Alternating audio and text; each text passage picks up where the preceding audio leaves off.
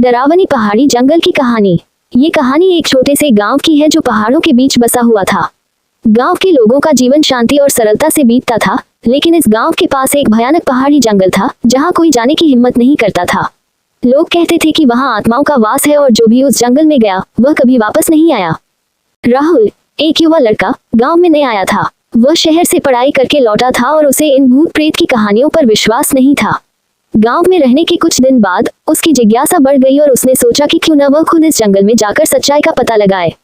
राहुल ने अपनी योजना किसी को नहीं बताई और एक रात उसने अकेले ही जंगल की ओर जाने का निर्णय लिया। अंधेरा छाया हुआ था और हवाएं धीरे धीरे तेज होने लगी थी। राहुल ने अपनी टॉर्च ली और जंगल की ओर बढ़ गया। जैसे ही वह जंगल के अंदर प्रवेश किया, उसे चारों ओर अजीब सी सर्दी महसूस हुई। पेड़, जिनकी शाखाएं अजीबोगरीब ढंग से मुड़ी हुई थी, किसी भूत या आकृति की तरह दिखाई देने लगी। जंगल के अंदर चलते चलते राहुल को किसी के कदमों की आहट सुनाई देने लगी। वह पलटा, लेकिन वहां कोई नहीं था। फिर अचानक एक आवाज उसके कानों में गूंजने लगी, तुम यहाँ क्यों आए हो? राहुल चौंक गया। उसने चारों ओर देखा, लेकिन उसे कोई दिखाई नहीं दिया। वह थोड़ा डरने लगा, लेकिन उसने खुद को संभाला और आगे बढ़ता गया। जैसे जैसे वह और गहरे जंगल में जाता गया, उसकी टॉर्च अचानक बंद हो गई।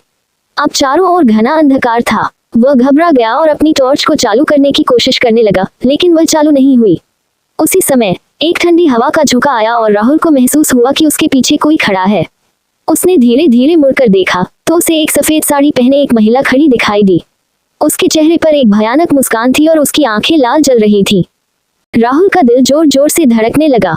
वह वहीं जम गया। उसकी हिम्मत जवाब दे चुकी थी। महिला ने धीमे से कहा, तुम्हें यहाँ नहीं आना चाहिए था।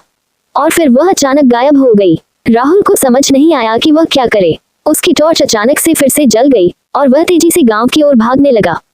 जंगल के बाहर आते ही उसने राहत की सांस ली, लेकिन उसके मन में अब भी वो डरावना दृश्य छाया हुआ था।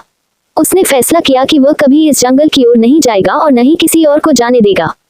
गांव में वापस आने पर उसने अपने अनुभव को गांव वालों से साझा किया।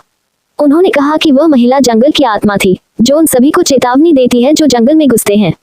राहुल ने उस दिन के बाद से कभी भी उस जंगल की तरफ देखा तक नहीं, और गांव के लोग भी अब और ज्यादा सतर्क हो गए थे।